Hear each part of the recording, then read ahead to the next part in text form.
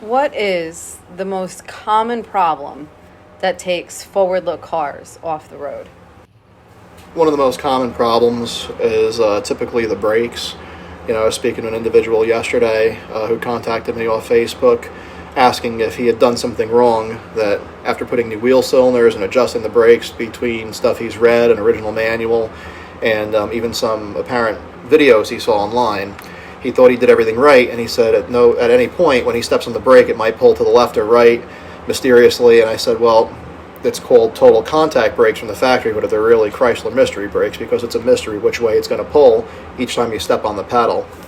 So the brakes are one of the main hurdles that people have to overcome with these cars in order to make them drivable and safe. One of the biggest issues is that those brakes were designed to work with asbestos linings, which have a much different coefficient of friction compared to modern linings. There are very few companies that even reline brake shoes anymore.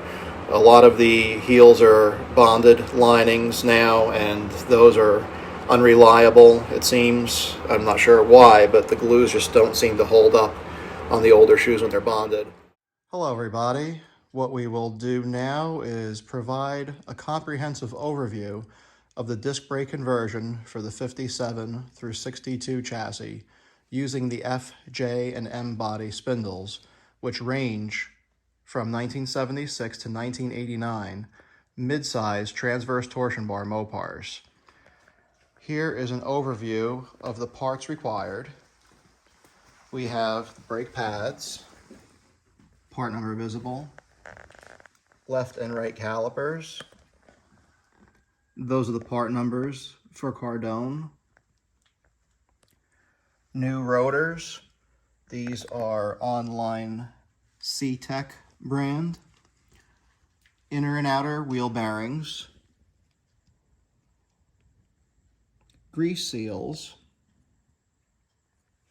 The brake hoses, these are spec'd for the 80s cars, which would be the 82 through 89 Fifth Avenue, New Yorker, Murata, and Diplomat. I'll outline removing that bracket because it's unnecessary for this application.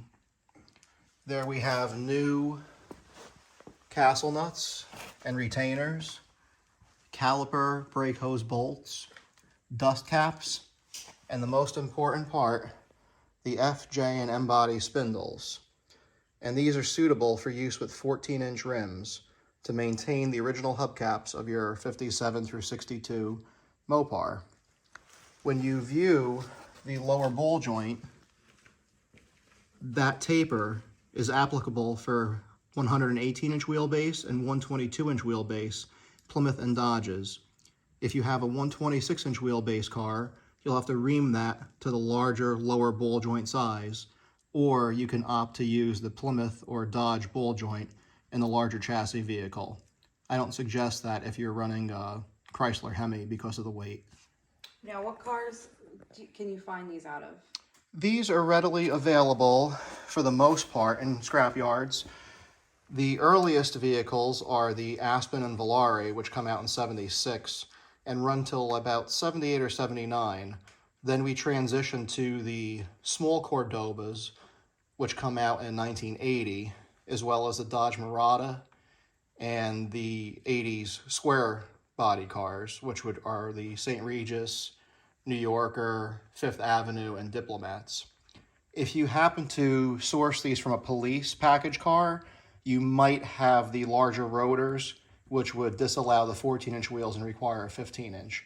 So pay mind to the size of the rotors, and I'll give an exact measurement as we approach the installation steps.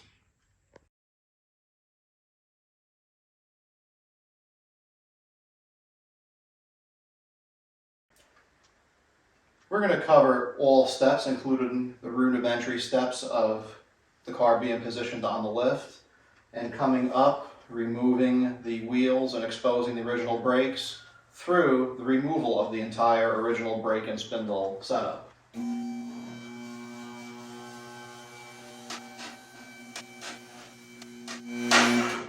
We'll stop there for wheel removal. Which one are we doing first? We'll start with the driver's side. Pry your hubcap loose with a trusty flathead screwdriver.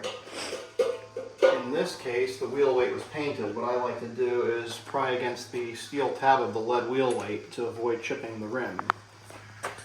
Driver's side is left-hand thread, so you want to put your impact gun to tighten to remove the bolt.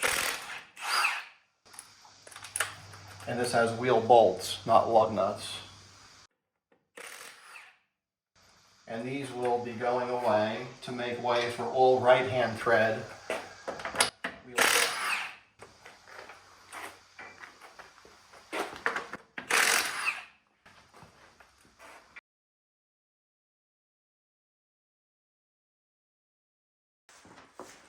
Here we see the original total contact braking system. This car actually has a pretty clean chassis. I'm going to hope to maintain the original standoff position for the brake line. These ball joints are recent, which is a bonus. I always suggest doing new ball joints while you have the opportunity, while your suspension is apart. Keep note of the original steering stop on the end of the strut rod. That's the only real physical modification that needs to be made, besides the occasional adjustment of the tie rod end length. Because of the steering knuckle position change, the non-stock tie rods are sometimes a 1/4 inch too long to get appropriate adjustments, toe adjustments, when doing your alignment after the conversion. You eye it, and you're only taking off It's about a 1/2 inch. half inch. First step will be cotter pin removal. We're going to remove the cotter pin from the tie rod end first. Hope we can get a good grip on it. Sometimes they are a little recessed, but this one is coming out pretty easily. Working at slightly different angles in honor of filming. There's another cotter pin back there, huh? That's for the upper ball joint. And how do you grab that other guy? Just from the head of the cotter pin. We're going to be putting all new ones, so destroying them on the way out is a non-issue. We just don't want to cut them. Yeah, if we cut them, then we could have some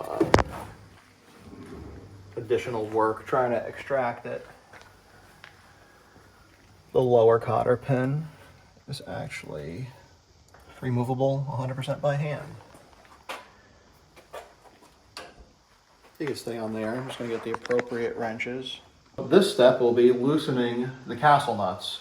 I'll do the tie rod first, which is a 3/4 inch nut. No idea how tight or loose these are. Not too tight. Probably never been off in its life since assembly. So that one's cracked loose. The upper ball joint should be 7/8. We'll loosen that one.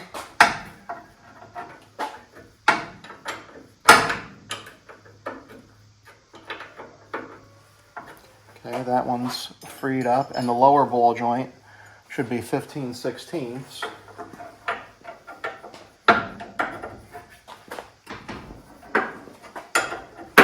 And now that's loose. You don't want to take the nuts all the way off just yet.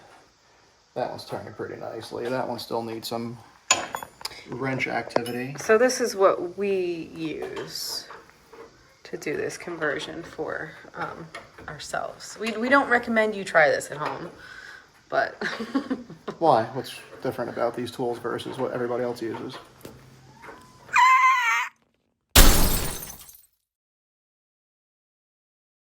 So this was interesting and something to be aware of if you choose to do this on your own car. I was going to loosen the torsion bars before breaking the ball joints loose, just so there's no suspension load. And as I previously mentioned, it was strange that the lower ball joint castle nut was coming off by hand without any restriction, and the upper was giving some drag. And I notice now that the taper let go without using the spreading fork.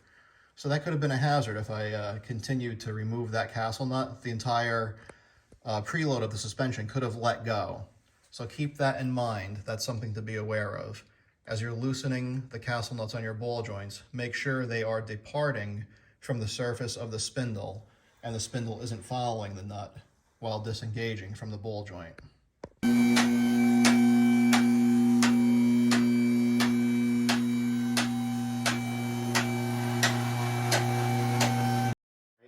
To release the torsion bar tension, what I do is always give it a visual inspection, and these threads look to be in good repair. Spray a little lubricant on the threads right above the barrel nuts. Let that track down by capillary action for a few moments. And the Plymouth chassis uses a 1-inch socket for these, and it's pretty straightforward. The loosening action of the bolt releases tension on the torsion bar. Sometimes these are hard, sometimes they're easy. This time we were blessed with an easy one.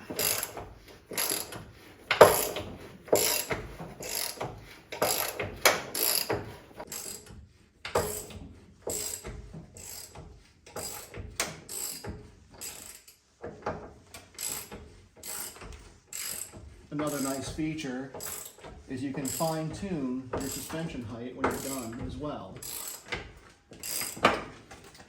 If you really liked your ride height prior to doing a conversion like this, you can always take a picture of the amount of exposed thread of the torsion bar bolt and go as far as counting your threads and set your initial preload equal to its previous adjustment. And another thing you want to do is make sure you don't go too far. Right now I have the threads level to the top of the barrel nut. I only go a little further because you could lose your tension if you go too far. And all that means is you'll have to put it back together once the ball joints are separated. This side is also pretty nice. Now what I'll do is remove the original brakes. Normally there are cotter pins on the castle nuts that go through the brake plate into the steering knuckle. Somebody must have been in here in the past and didn't put cotter pins back in, so that's one step that we won't have to worry about. But the cotter pin position would normally be at the lower position and upper position of the steering knuckle or steering arm as it mounts to the back of the stock spindle.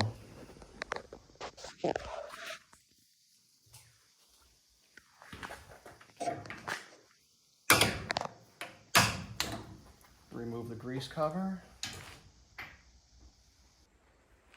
That has a cotter pin as well. Just pop that out.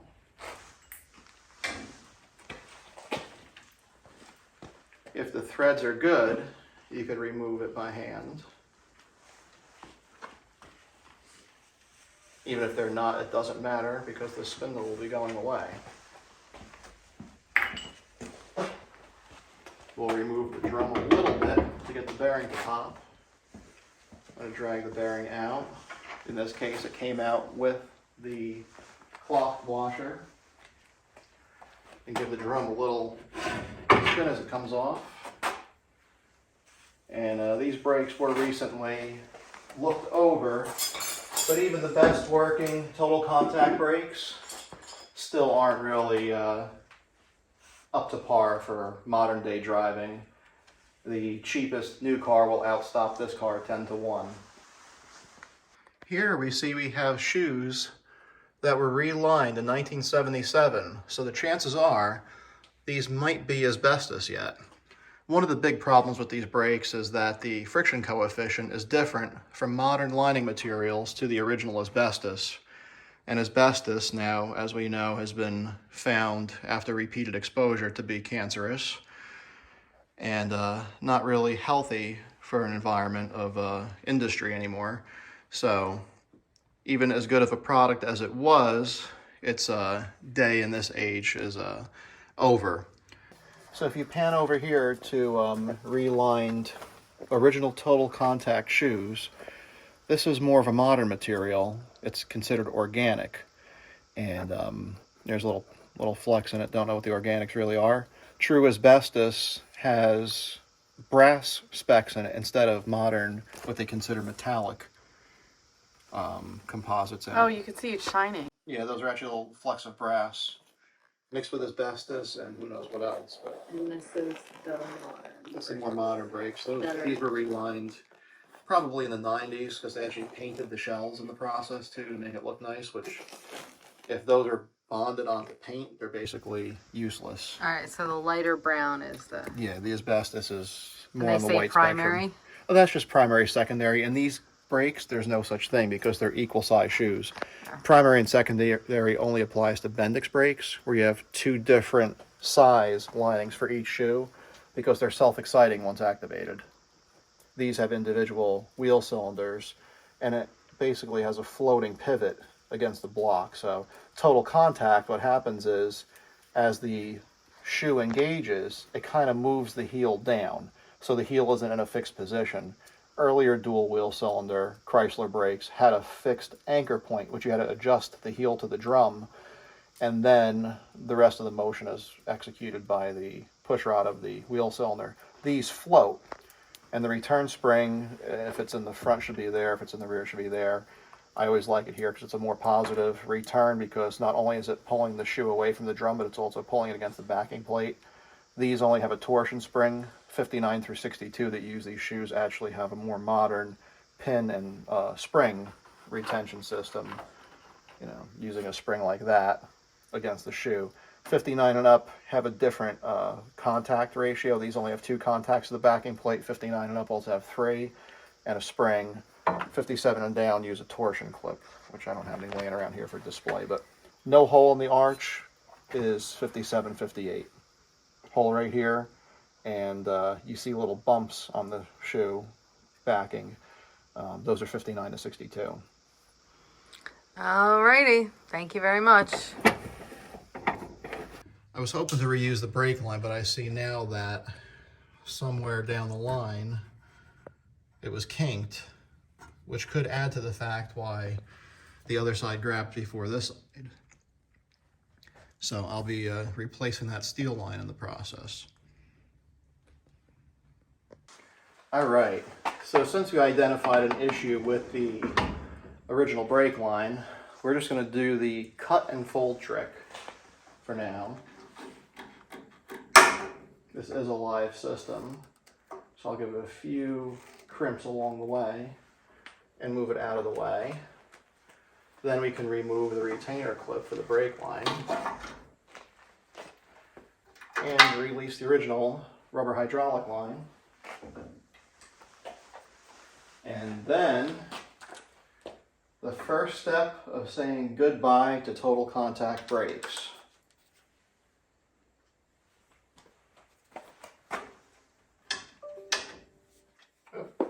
Those are 11/16, 5/8 on the front.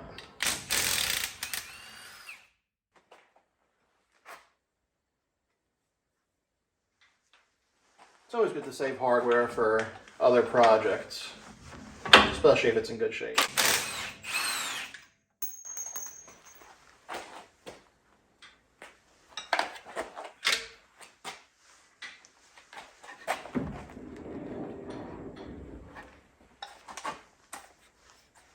What I'm going to do is leave one bolt in on the knuckle and then use the fork to spread that bolt joint off.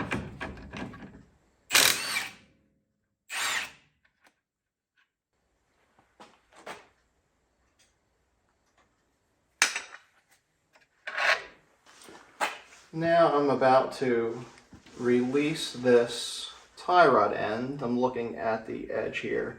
That will be the right size fork. So let's get the castle nut out of the way, or I should say the rest of the way off, since I did loosen it before. And once that's out of the way, you can free it up. You want to make sure you save that castle nut because we'll need it later on reassembly.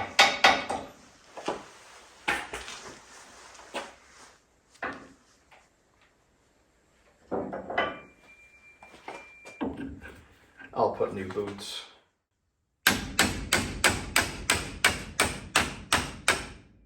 And out of the way. If you want to be less abusive, there are cradle type tie rod end separators. It doesn't really do much of a difference. The original tie rods are very durable. And now we can move to removing the brake backing plate. We have this bolt and the other one is a locator at the moment.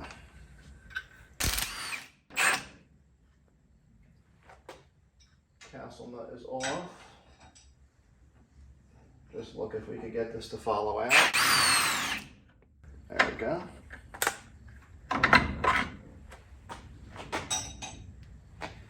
This one felt a little tight, so let's just use the plate to walk it out.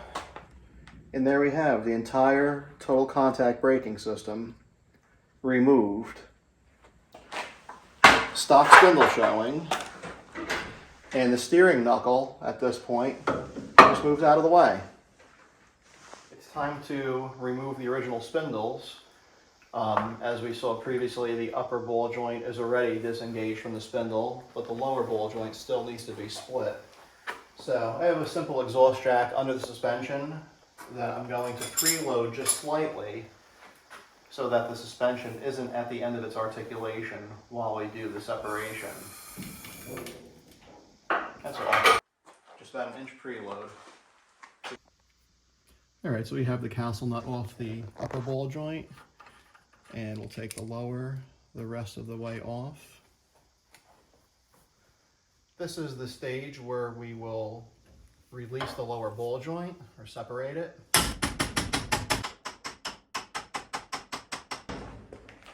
Getting quite a fight.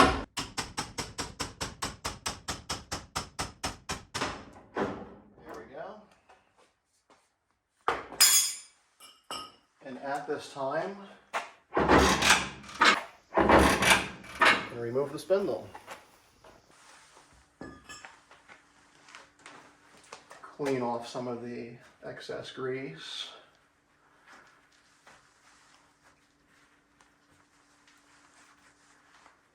Again, very lucky that the ball joints were already replaced. That lower boot will be replaced.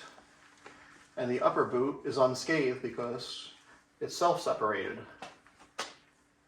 With these spindles, there is quite a benefit. As these are currently configured, these are what I would consider rear mount caliper configuration. The steering knuckle is actually the lower half of the spindle, which engages the lower ball joint.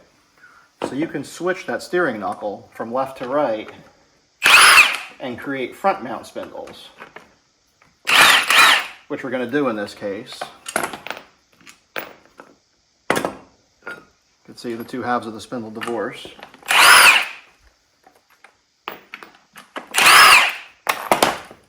And what we're going to do is run that as a front mount caliper and vice versa. So next step will be using the steering knuckle and installing it on the lower ball joint. Give it a quick clean up and go from there.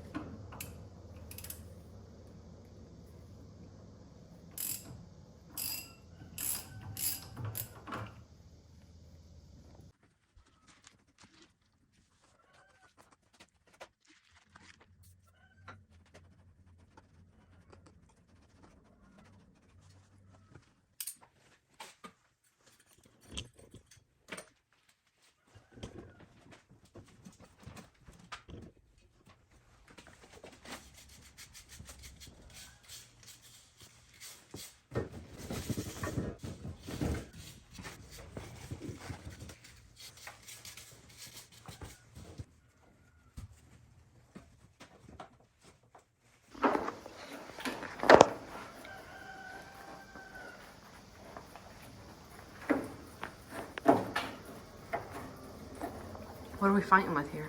We're just seeing how far the tie rod ends will bottom into the collar, and these seem to be original, so it looks like we'll have the adjustment that we need without cutting. That'll be determined once it's on the ground and we check the toe. I just threw a little lubricant on there to get the threads nice. Yeah, that feels bottomed at that point, so we'll leave it there. That'll be our starting point.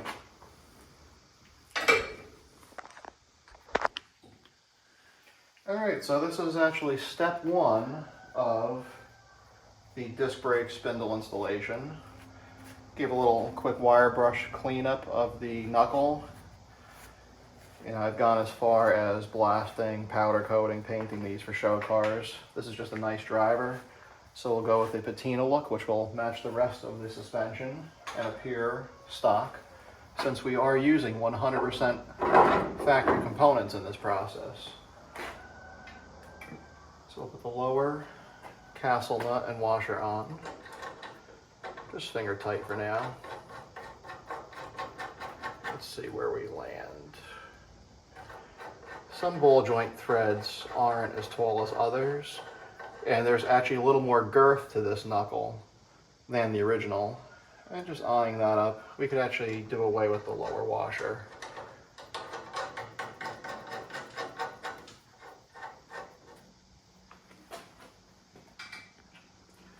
Found a nice original boot to put on.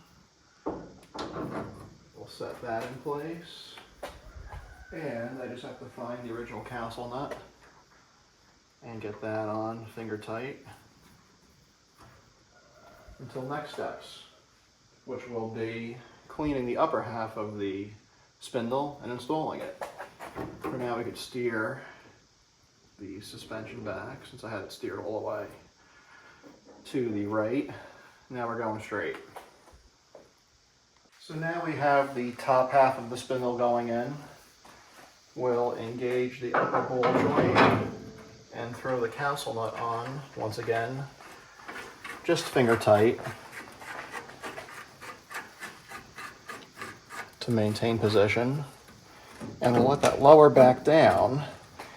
And what we'll do is give a little more preload of the suspension and align the two halves together.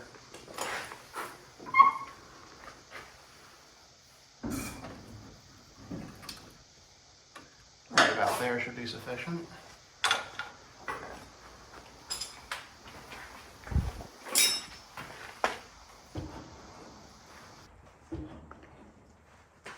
And then all we do is install the mating bolts into the lower half, get that lined up, and then we can actually thread them in.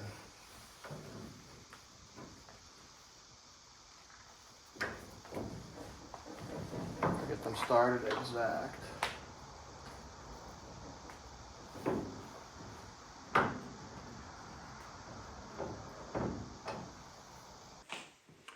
All right, now that the bolts are aligned, we could send them home. Do it a little at a time.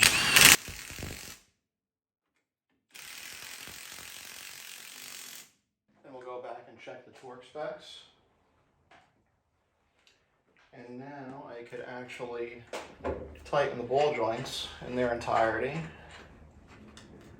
upper and lower.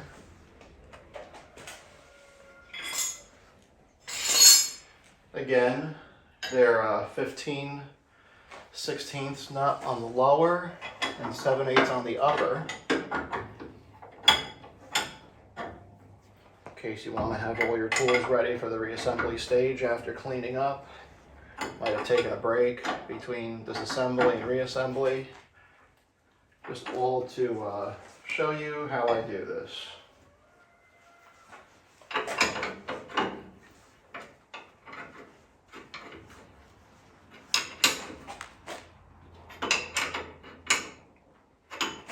Want to be mindful of the cotter pin opening, that you're aligned and fully tight. Give that a little more, And that looks perfect. And the lower looks good. Didn't send the tie rod home yet. I'll just make that snug for now. I might end up wanting to separate it at another point. But we'll just make it snug for the sake of moving the car around.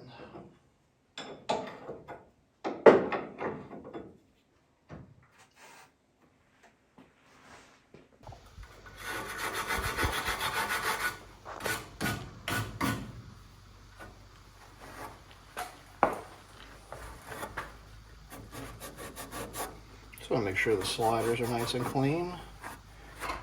I'll go back over the spindle and clean up that flash rust.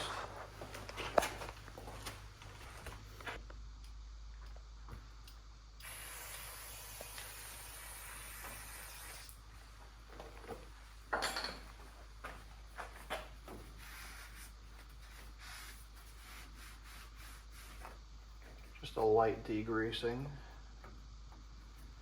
before doing a little cleanup on the seal surface.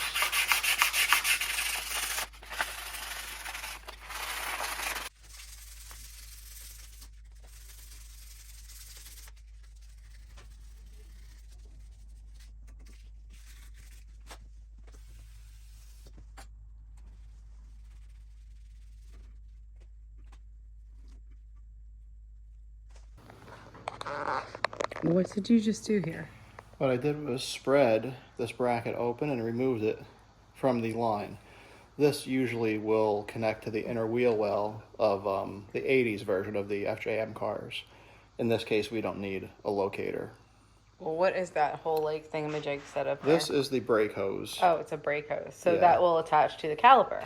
Goes from the caliper to the standoff on the frame where the hydraulic line attaches. Okay, cool. There are ones without this bracket, but they're slightly shorter, and those are the 76 to 79 Aspen hoses. They're fine. I just prefer a little longer hose. There's less of a chance of interference or pinching. It's gonna go on one of those guys there. So we see there's some type of Cosmoline rust preventative on here. I want to clean that up. You can see it's pretty dirty. It's actually probably machining oil that they leave on here. Oh, it looks brand new, man. Yeah, it is brand new. There is a race installed already, which is nice. I want to make sure that's clean. And I will wipe out the general area that will pack with grease, as well as packing the bearing itself. But you don't know what type of grit could be in there for manufacturing. I'm sure this is made outside of the United States. Quality control seems pretty good on these parts, but the care that goes into their preparation is another story. So clean everything and clean it twice. You are the last line of defense.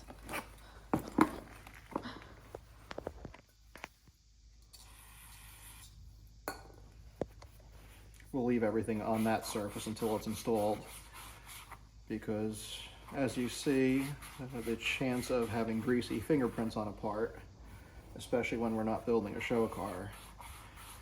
In this episode, we're dealing with some parts that have seen some weather, seen some mileage, and age. This is going to be the scary part. We're going to go into the inside of it where your grease is stored, the grease being what lubricates the bearings, and what will end up in the bearings as you drive had you not cleaned it. What you're going to do is just kind of waterfall any other debris out of here.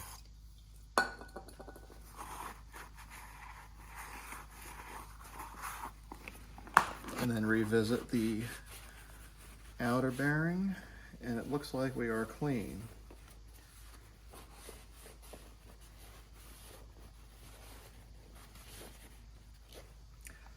Let's do a visual of the new bearing, which already was checked and is clean. It sits nicely.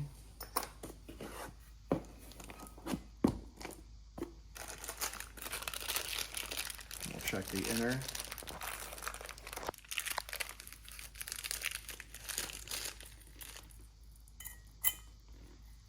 Also sits nicely, and it appears the roller angle is identical, so there's no reason to change the race from the one provided in the rotor to the one that comes with the bearing. And considering that those bearings and rotors are both from C-Tech, the chances are this is the identical counterpart already installed. So we good. We just need to pack them. Just to pack the bearings and then pack the hub with grease. That's right.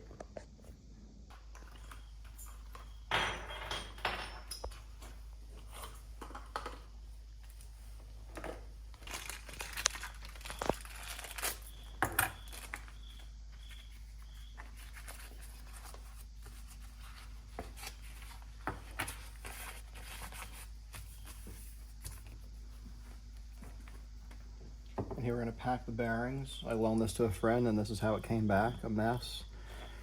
But it still works.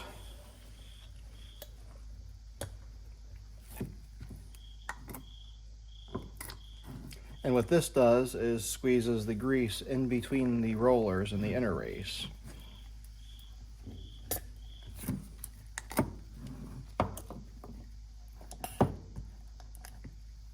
So we have a fully packed bearing.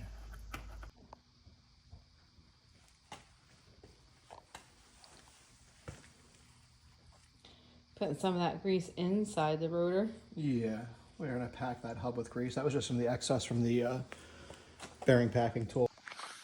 All right, so the hub is packed with grease. We're gonna install the grease seal now. Brand new grease seal. Kind of line it the best we can ahead of time. This is actually a 2-inch exhaust swedge that happens to be the perfect size for driving these seals.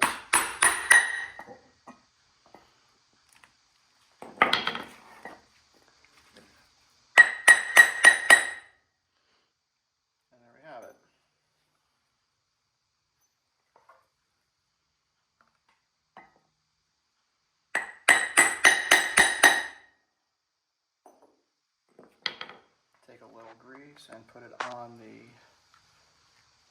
surface that will engage the spindle.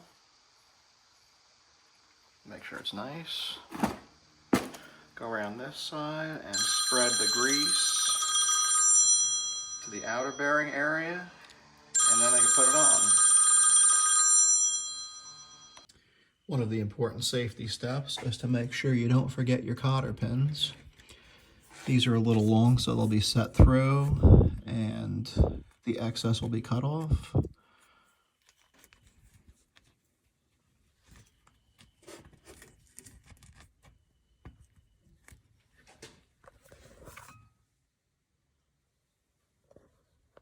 We made it to rotor time.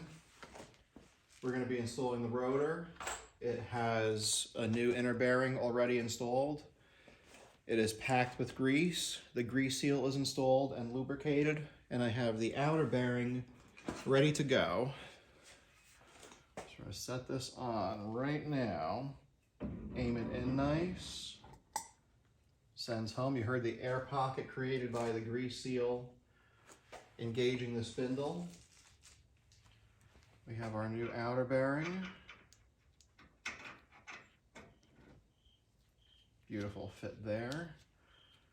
And next, I have a whole new hardware set. So I'll open that up and test fit it. Hopefully I'm satisfied with the fit and finish. I'm going to add a little bit more grease to that and install the grease cover thereafter.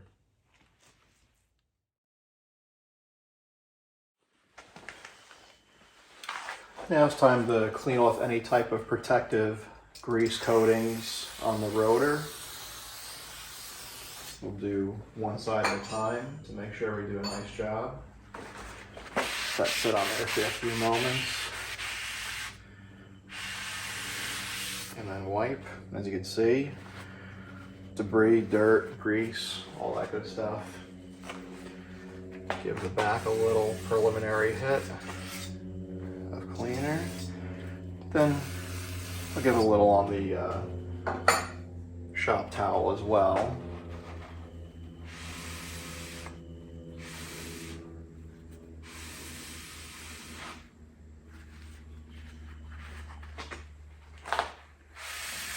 and spin from the opposite direction.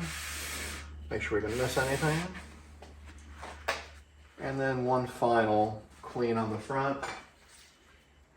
Never be too clean. Any type of debris or grease getting involved in the new pads can lower life, can cause erratic break-in, things like that. See that? Second cleaning still reveals more residue.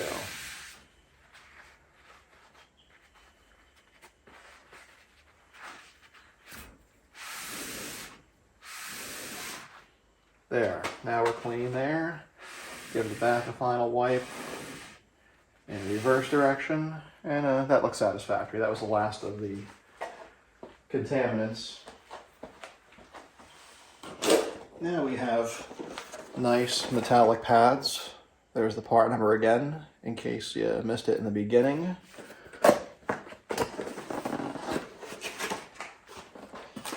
These tend to come with anti-squeal backers on them, which is nice as well. So you don't have to worry about dealing with the silicone.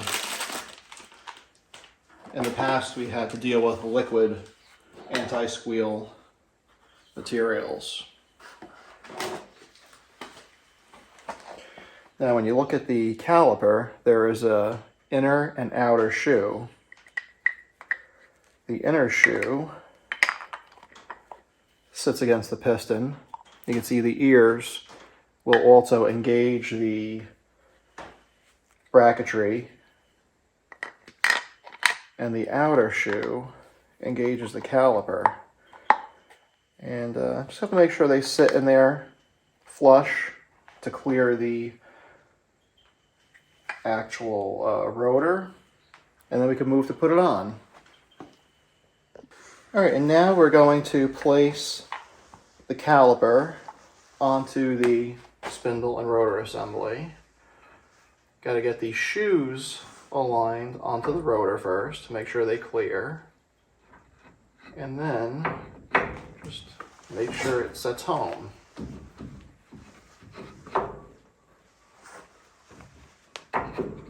There we go. Had a little interference from the boot on the piston of the caliper. And take note that you always want to make sure that the bleeder is facing up. There are a few different configurations of this caliper in the series for these spindles. This is the preferred one with the hose attachment facing up as well. There are some that have the hose attachment on the bottom opposite the bleeder, which is fine too. You usually work with what you have. In this case, when you front mount, the lower point of entry could interfere with a sway bar if you have one on your car. Plymouths didn't come with sway bars. The Dodges sometimes had a sway bar. Most of the senior body cars, 126-inch wheelbase, will have a sway bar.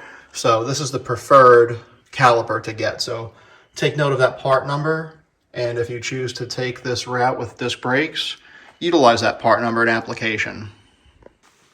All right, and now it's time to put the caliper retainers on. We have the main retainer and the minor retainer. This minor retainer actually holds the brake shoes from rattling, essentially. And they are positioned as such with a small 5/16 bolt.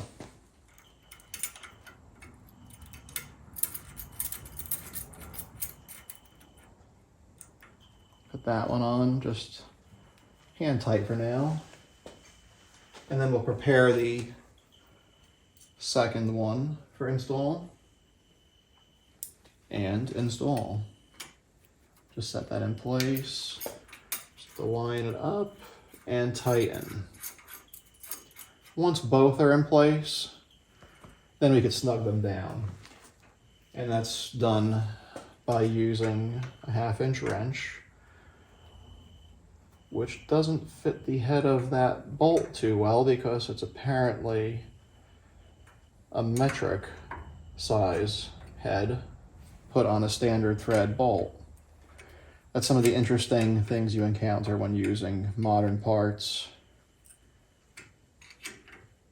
grabs enough because I don't feel like walking to get metric tools at the moment, but I will later. And the next step is a hydraulic brake hose, which requires the appropriate bolt, which has a fluid passage in it, and 2 copper gasket washers. So you place 1 copper gasket on the bolt, put it through the end of the line, and a 2nd copper gasket. And now we could install it onto the caliper. And then the following steps will be to finish tightening the caliper retainers and this hydraulic bolt. And then I have to replace the brake line and actually carve out the bracket to a hex shape. So this way it's clocked. The originals weren't clocked. It was just a simple circular end that went into the 90-degree bracket. So a rat tail file will, be the easiest way to just add the 5 points of the hex, and we'll be able to use the original retainer. So in its current configuration, the hex aspect of the hose end will not fit the circular opening. So I'm just getting a visual of where we can add some bit of a hex shape to that bracket. This is another thing that, in a different situation where we worry about the cosmetics, I would take this off and actually do it in a vise with a rotary tool, but in this case, we'll do it this way.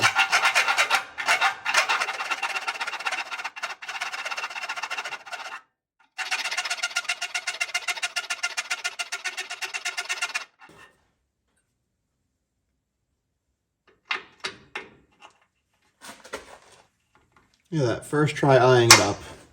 Done this a few times. All right, it's time for a little overview of the driver's side, which is nearly complete with the exception of the steel brake line that needs to be replaced. The rotor is on, the caliper is on, the spindle is permanent. You can see the configuration of the retainers. The outer holds the caliper in place and the inner keeps the pads from rattling. The hydraulic line is set. I had used a rat tail file to add 3 of the 6 apexes to the bracket so that the end of the hose clocks into position, so you could actually tighten the brake line into it without using a 5/8 wrench, but it's always good to still use it to work against yourself. Cotter pin is in, bearing preload was adjusted, dust cap on. The cotter pins were installed on the upper ball joint and lower. Did not do the tie rod yet because there is still work to be done in that aspect once it hits the ground.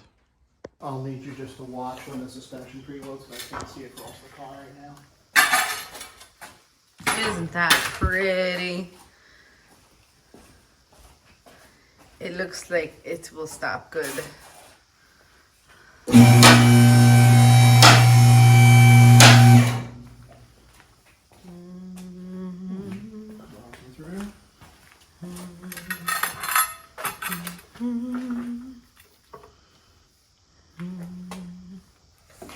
So essentially, just watch when the upper aspect aligns with the lower. Just want to preload the suspension a little bit to get that alignment set.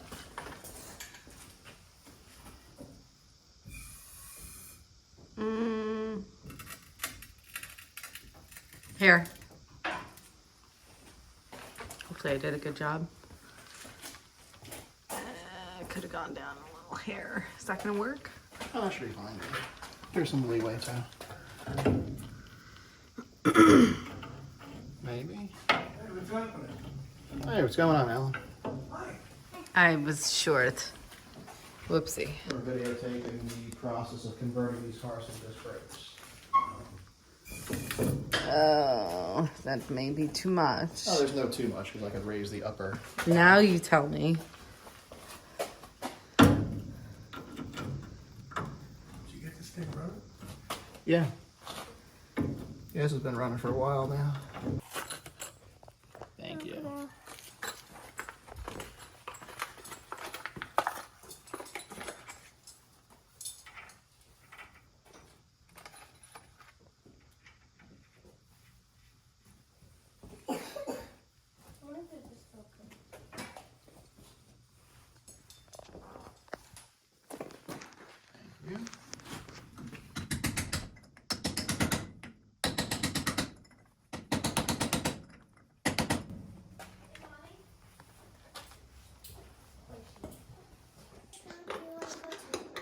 I'm not thinking about that at the moment.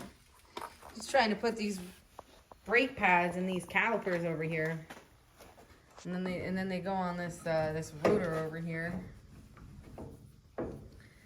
and now we have our second disc brake setup. Just need to lock it in there.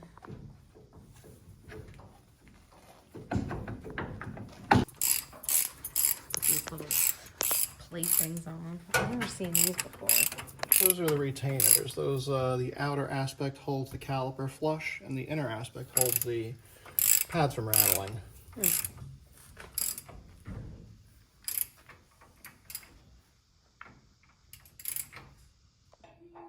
In closing, we just want to tell you that if you found any of this information helpful, resourceful, and if you appreciate it, by all means, please donate to FuryJim right there at jrawa@aol.com.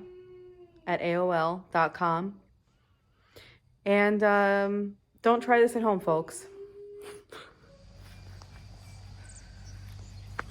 Let's see, will it stop?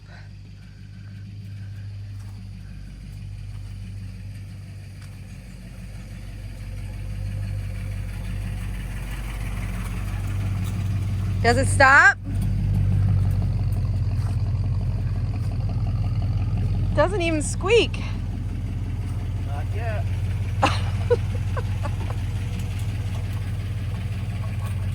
If you're hearing this, congratulations. You have made it through 54 minutes of FuryJim Innovations. Thank you for watching. Please continue to like, comment, and subscribe to support our Plymouth saving cause. FuryJim, this brake conversion, you saw how it's done. Thank you, Fury.